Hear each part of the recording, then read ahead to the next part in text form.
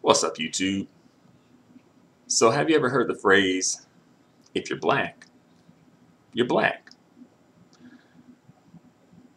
Well, I wanted to kind of explore that phrase a little bit and explore the reason and the rationale and, all that's behind that phrase.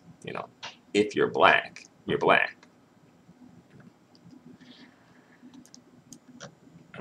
But yeah, have you guys ever heard that expression before? Or is this like a new expression to you? But I think you guys probably have at least heard of this expression. All right. If you're black, you're black. Right. And I kind of want to pose the question. Also, I'll pose a question. You know, if you're black, you're black, right? Because sometimes I feel like that's at play, and then sometimes it's like yes, and then sometimes it's like well, not exactly. You know, it depends. To be honest, it depends on the situation. You know, because I feel like unfortunately we do kind of have to make differentiations because of the system that we live in. Like we live in, well, for one, like the black community you know, is in the system of colorism, and that system is, a microcosm of, within the system of white supremacy, right? So because of that, because of those things, we kind of are forced to sort of make differentiations at times. But then other times it's like, well, let's not be divisive. Let's not divide. And then some people are like, well, we can't divide. Well, it's already been divided. um, but yeah, I do hear this phrase. Oftentimes I actually hear it from like brown skinned and dark skinned people. And I think, this phrase comes typically usually tends to come from a good place, which is like, let's not try to alienate people based on skin tone, right? Let's not alienate, the lighter skin brothers and sisters from blackness, just because they're not, they're not, they don't have darker skin, right? So I think in some situations it comes from a good place, right? And then other situations, I think it can come from like a place of wanting to avoid having conversations about colorism, wanting to avoid having to confront colorism and to own up to the colorism that they themselves engage in. Like for example, some black men, particularly some brown skin and dark skinned black men will say, black is black when it comes to dating, right? And, you know, I'm sure that there are some black men who operate like that. I'm sure that there are a few brown skinned and dark skinned black men who operate like that. Um, but when people, particularly black men, brown skinned and dark skinned black men, say black is black when it comes to dating, you know, um, I'm suspicious. I'll be real. I get a little suspicious because I know you Negroes too well. To be honest, like I know you Negroes just a little too well, you know. And also, let's be honest, looks do matter when it comes to dating. So, are we just going to say that skin tone doesn't play a factor at all? Because skin tone is a look, okay? And also, there's some guys, some brown skin, dark skin men who will just say, oh, they'll either express their preference for brown skin and dark skin women, or they'll just say black is black. And also, what also comes up is like, oh, well, brown skin and dark skin women, they just don't tend to um, respond well to me or don't tend to be interested in me, which I think there may be some truth in that. I won't discount anyone's personal experience, you know, because people do have, okay, you know, people's personal experiences do factor into their the way that they interact with people, right? And their thoughts and their opinions, right? Um, but I really wish people would be a little more, well, a lot more honest and upfront about their preferences and biases. I know that I'm not going to get that when it comes to these type of situations, because colorism often functions and thrives and survives covertly, not overtly, right? Much like racism at this point, it's surviving and thriving covertly, not overtly. Um, but I will say, when it comes to black women and them expressing their preferences, you know, I think black women tend to be very upfront and very blunt with their preferences and biases and make no apology for it. You know, unless it's I think unless it's geared towards a brown skinned or dark skinned man. But like also if like, oh, they have a height preference, right? Or they have a money preference, or you know, they have a look preference, right? But I will say I'm more likely to believe a black woman when she says, you know, skin tone isn't really a big issue for me, because black women tend to be pretty open about their preferences. Although I will say that when it comes to black women having preferences for brown skin and dark skinned black men, they're very open about that, right? Even to the point where it becomes like a big theatrical performance, even, right? But if a black woman actually does have preference for light skinned mixed biracial men, especially if she's brown or dark skinned, she will not put on a big theatrical performance to express her preference. She will just keep her preference to herself. And at most, she'll say, you know, those are the guys that approach me. And that's true. You know, I'm not saying that's not true, but notice though, when it comes to expressing that preference, it tends to be a hesitation. You know, just like some brown skinned and dark skinned men hesitate to express their preference for light skinned mixed biracial women, right?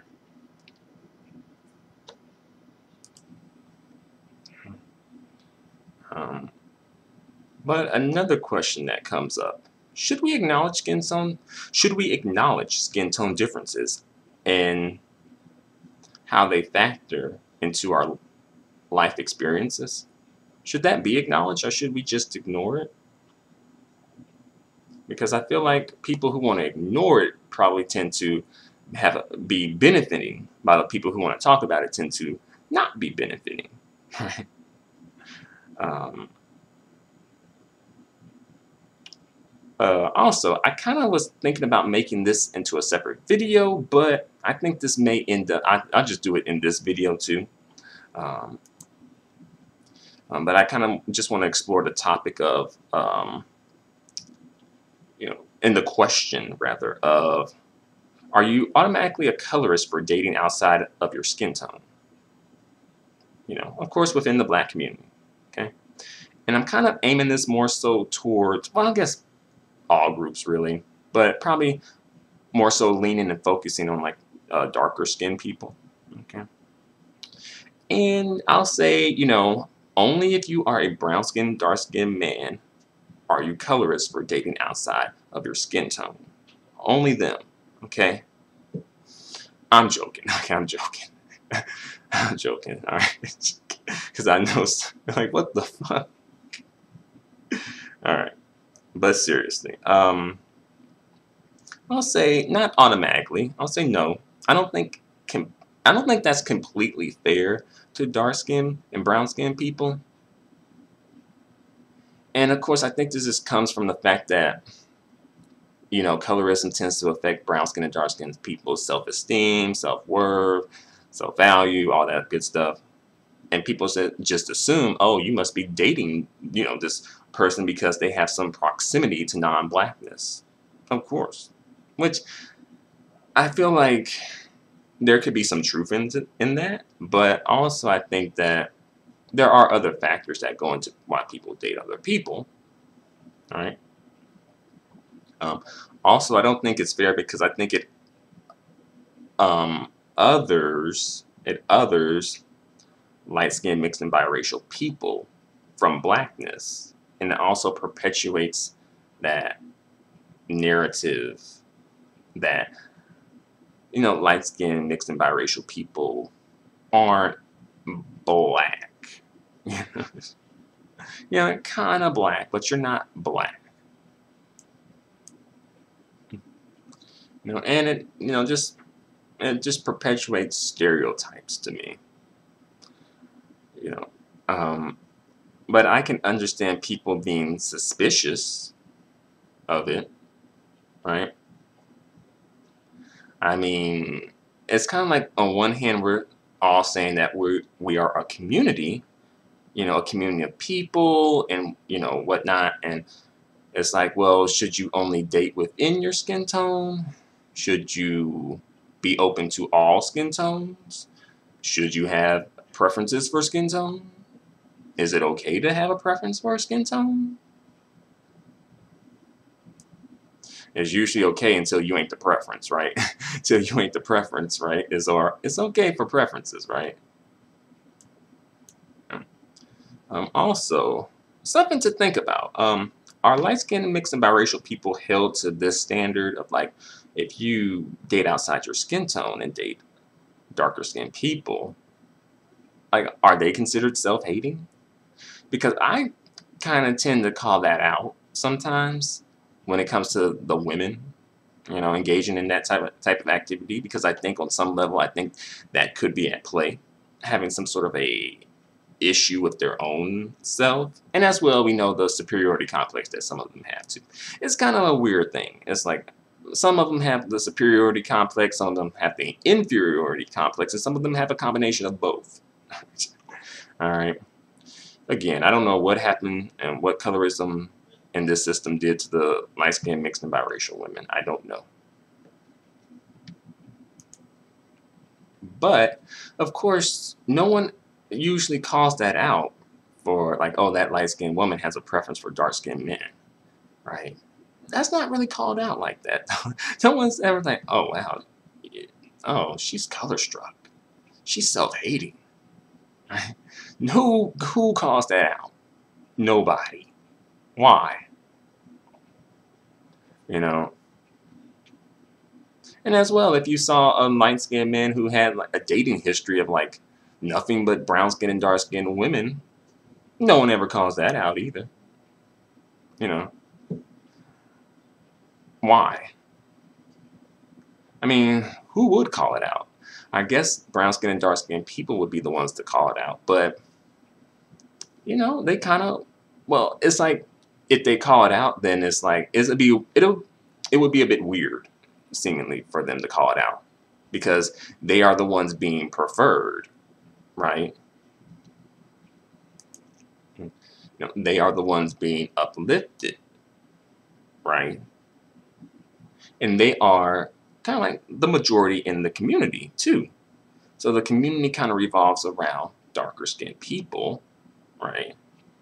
So it's like, well, the dark skinned people looking at the light skinned people, it's like, well, you kind of should have a preference for us, low key, kind of feeling like that. It's like, and if you don't, it's kind of viewed as a bit suspicious. It's like, okay, why would you discount or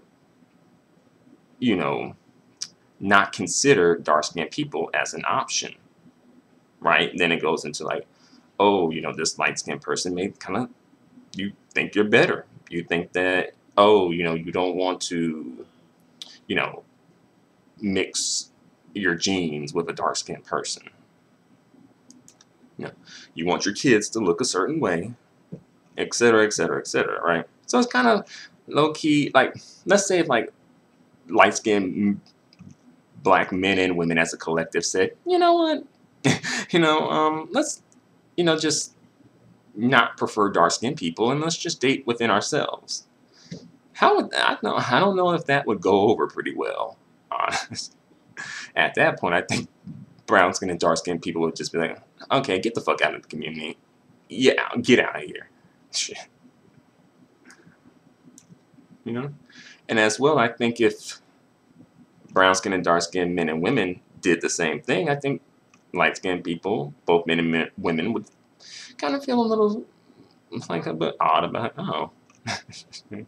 That's so you guys don't like at all?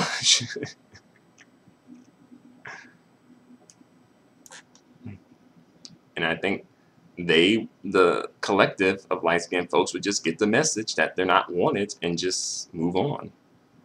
You know.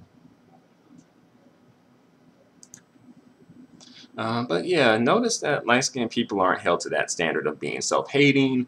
If they're dating other people outside of their skin tone, especially darker-skinned people, that doesn't really come up. And again, dark-skinned people won't challenge that. It wouldn't really make sense to challenge that because it's like, well, you should prefer us. Like, we look good, don't we? Like, what's wrong with us? And, for the record, nothing. Alright? So, I don't want anyone to look at this video and get things twisted. I'm just exploring a topic. Okay, I'm not trying to push an agenda or perpetuate anything in particular. I'm just trying to explore a topic. And for the record, the only type of swirl that I honestly, would just straight up promote, would be between light-skinned and dark-skinned people, right? And as well, like, I myself am like the product of that sort of a relationship, okay, that sort of a marriage, And as well, I have many like family members who are a product of that too. So that's not something that I'm advocating against. It's just something that, again, I'm just exploring, So get out your feelings. Goddamn shit. All right. But, I think I've gone on for long enough, and I think I've made my point. So thanks for watching. Thank you very much. Please feel free to comment. I really appreciate your feedback. And until the next video, adios and goodbye for now.